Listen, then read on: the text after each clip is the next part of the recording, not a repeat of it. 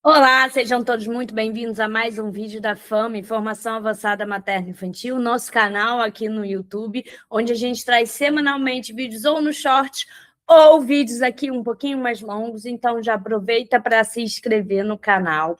E se você tem interesse de conhecer a Formação Avançada Materno Infantil, se inscreve no link da bio na nossa lista de espera, porque quando a FAMA estiver aberta, nós iremos te chamar.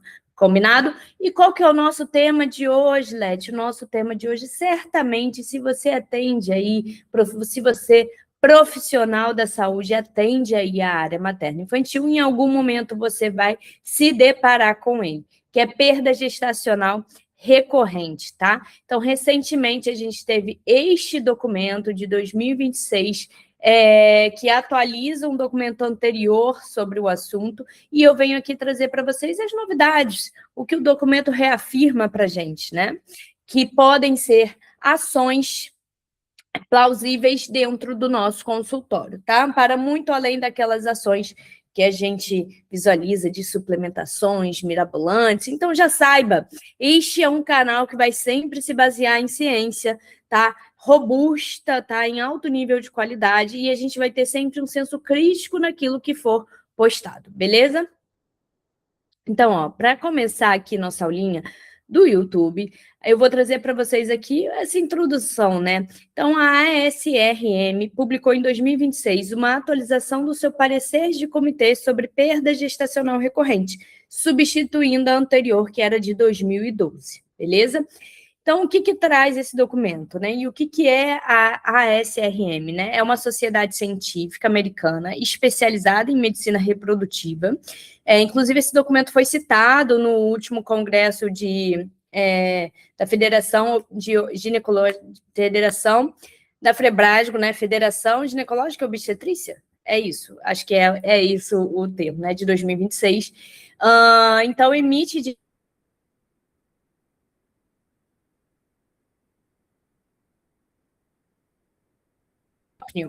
ou seja, posicionamento de especialistas baseado na literatura científica disponível, né?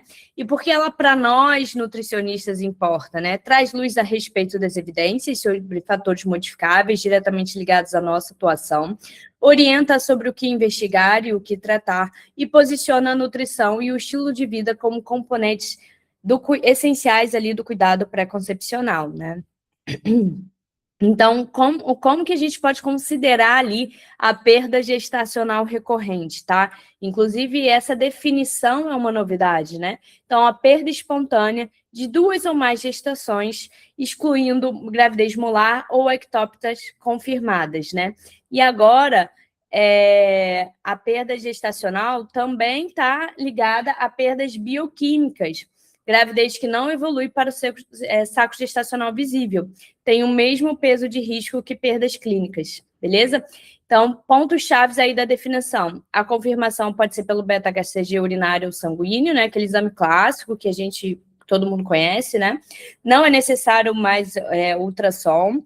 Como eu falei, as perdas bioquímicas de gravidez que não evolui para o saco gestacional visível têm o mesmo peso de risco que perdas clínicas. As gestações não precisam ser consecutivas para configurar perda gestacional recorrentes e perdas antes de 22 semanas. Acima de 22 semanas são consideradas óbito fetal, sendo uma outra classificação. E o que a gente tem de dados epidemiológicos relevantes aí, então, que esse documento traz para a gente? 50% a 60% dos abortos espontâneos no primeiro trimestre tem causa cromossômica, ou seja, aneuploidia, que é o número anormal de cromossomos no embrião. Com o aumento do número de perdas, cresce a proporção de abortos euploides, números adequados de cromossomos, né? E sem causa cromossômica detectada. 50% a 80% dos pacientes com perda gestacional recorrente inexplicada terão uma gestação bem-sucedida sem nenhuma intervenção ali específica, né? Então, esse ponto é até importante a gente ter em mente para a gente não extrapolar o que a gente pode ter de ação, tá? E nem extrapolar as nossas promessas para os pacientes. PGR é uma doença distinta da infertilidade que exige avaliação e manejo próprios, tá? Então, a perda gestacional recorrente além ali da gestação, não é apenas um evento reprodutivo. né? Esse documento trouxe que os estudos de coorte observacional de larga escala demonstram que mulheres com perda gestacional recorrente têm risco aumentado ao longo da vida para condições clínicas sistêmicas, impacto psicológico, doença cardiovascular, depressão e ansiedade, sendo até 5 vezes mais frequente, acidente vascular cerebral, estresse pós-traumático, diabetes mellitus, sensação de culpa e raiva, doenças autoimunes, impacto também no parceiro e transtornos de saúde mental e isolamento social. Então, o nutricionista que acompanha a gestante com histórico de perda gestacional recorrente está diante de uma paciente com vulnerabilidade sistêmica, não apenas reprodutiva, tá? Qual que é o papel de nós nutricionistas, né? O documento traz, ele não cita ali diretamente o nutricionista especificamente, né? Embora eu acho que, né, puxando aqui a nossa sardinha, poderia muito bem citar. Desculpe. No entanto, coloca a otimização de saúde pré-concepcional como obrigação do manejo da perda gestacional recorrente. Vários fatores tratáveis são de competências diretas do nutricionista. Então, a gente pode atuar na otimização pré-concepcional da saúde materna, e aí entra também a questão da suplementação pré-concepcional. Nós temos um guia de suplementação pré-natal. Nesse guia, você já vai conseguir encontrar o raciocínio clínico para isso. Se você está assistindo esse vídeo, quando terminar aqui, você pode clicar no link da nossa bio e adquirir o guia, tá bom? No rastreamento e controle de diabetes mellitus e resistência à insulina, no manejo da SOMP, né, que é um novo nome para a síndrome, que é um nome que substitui o nome da SOP, né, que síndrome ovariana metabólica poliendócrina com sobrepeso ou obesidade, na redução de exposição de riscos modificáveis, como cafeína, álcool, tabagismo e peso corporal, e no suporte do manejo da tireoide em parceria com o médico, além do cuidado integral, incluindo saúde emocional e vínculo terapêutico. Então, na nossa anamnese, a gente inclui ali o histórico gestacionais, né? Então, pergunta se teve gestações anteriores. Eu acho até uma pergunta um pouco menos invasiva do que se já teve perda gestacional, e aí vai desenvolvendo a conversa com a gestante. Número, semanas, exames realizados, rastrear a SOMP, a resistência à insulina, a diabetes mellitus, hipotireoidismo subclínico em todas as pacientes que tiveram perda gestacional recorrente. Questionar sobre o uso da cafeína, álcool, tabaco, nível de atividade física, tratamento da obesidade, que é um fator risco-dependente para perda gestacional recorrente, e criar no teu consultório, ali no teu ambiente de consulta, um ambiente de escuta ativa. Depressão e ansiedade são altamente prevalentes nessa população, tá? A diabetes mellitus não controlada e a perda gestacional recorrente estão aí associados, né? O DM não controlado estão aí associados à perda gestacional. Mas isso não significa que toda paciente que tenha diabetes mellitus terá perda gestacional, não, basta estar controlado, e o controle glicêmico faz ali toda a diferença, tá? E temos aí fatores de risco para ADM na perda gestacional, a sobrepeso, obesidade, histórico familiar, idade maior que 40, síndrome do ovário, diabetes gestacional prévio. Então, o controle de peso, ele também vai entrar em vários desses aspectos sendo influenciador, né?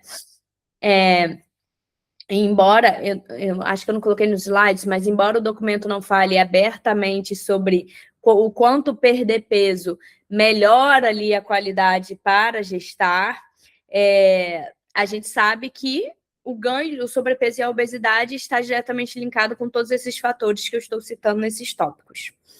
E o que evitar, né? Exposição de riscos que são modificáveis. O documento, ele dedica uma sessão inteira ao documento pré-concepcional, ao cuidado pré-concepcional, com ênfase na exposição de risco, sendo eles tabagismo, né? Então, tabagismo ativo e passivo estão associados a risco aumentado de aborto espontâneo esporádico. Então, recomenda-se a cessação do tabaco, com ênfase à recomendação estilo de vida mais forte do documento, tá? Cafeína, o uso da cafeína maior que 99 miligramas dia, associada a risco aumentado de aborto e perda gestacional recorrente. Lembrando que a cafeína a gente não encontra apenas no café, e tem também evidências mistas que apontam a possível relação dose-resposta. Não há estudo que avalie o impacto de parar com a cafeína com a taxa de aborto, mas a redução ali é recomendada como medida de precaução pelos especialistas que montaram o documento.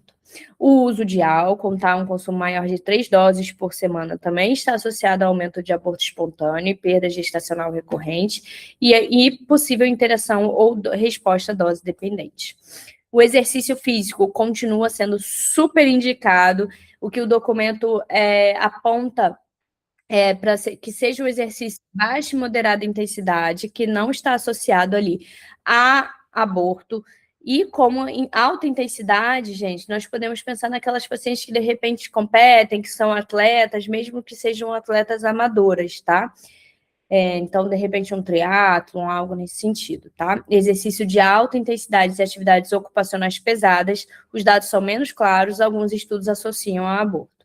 Orientar cautela no período pré-concepcional e início de gestação para mulheres com perda gestacional recorrente. Mas atenção, exercício físico é aquele exercício programado. Então, é indicado estimular esse exercício físico.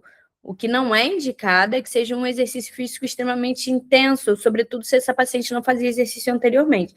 E se é uma paciente que vem com perda gestacional recorrente, talvez seja bom levantar essa bola, discutir ali entre os profissionais que a acompanhem, que nesse caso talvez não seria interessante ela continuar esse exercício tão intenso como um triatlon, de repente. O suporte emocional como parte do cuidado, né? O documento dedica ali uma sessão inteira ao impacto do psicológico da perda gestacional recorrente e posiciona o suporte emocional como parte essencial ali do manejo. Então, a gente tem uma incidência de depressão maiores em mulheres que tiveram perda, aproximadamente 5 vezes maior do que a população em geral, com ansiedade, estresse pós-traumático, culpa e raiva. O parceiro, ele também é afetado, então um risco significativo de depressão e ansiedade no casal. E estresse materno está correlacionado também positivamente com o aborto espontâneo. Como é que a gente vai trabalhar ali dentro disso, né? Criar um ambiente de consulta acolhedor, sem julgamento, validar a experiência da paciente, não minimizar o luto gestacional, não atribuir culpa alimentar ou estilo de vida de forma imprudente, trabalhar em rede com psicólogo e psiquiatra sempre que necessário, né? Reconhecer que a nutrição é um elo e não a única solução, né? Aliás, eu costumo dizer que o bom nutricionista é aquele que consegue entender o seu limite de atuação, né? Então, o suporte psicológico deve ser oferecido a todos os casais que vivenciaram a perda e planejam ali uma nova gestação. Para a gente concluir esse vídeo, perda gestacional recorrente é definida como 2 ou mais perdas, inclusive bioquímicas, e não precisa ser consecutivo. 50% a 80% das mulheres com perda gestacional recorrente inexplicada terão gestação bem-sucedida, sem intervenção. O manejo expectante é uma opção legítima. O nutricionista tem papel central ali na otimização pré-concepcional, com controle glicêmico, na SOMP, no peso, na tireoide, nos hábitos de vida. A gente tem fatores modificáveis com evidência na cafeína, no álcool, no tabagismo, na obesidade e na diabetes mellitus não controlada, hipotiroidismo, e o suporte emocional é obrigatório aí, né? E o vínculo terapêutico do nutricionista pode fazer parte disso. Se você curtiu esse vídeo, curte o nosso canal, não deixa de se inscrever para que a gente possa alcançar cada vez mais pessoas. Ativa o sininho do nosso canal, entrega para mais pessoas e vai ser um prazer tê-lo conosco. Até a próxima!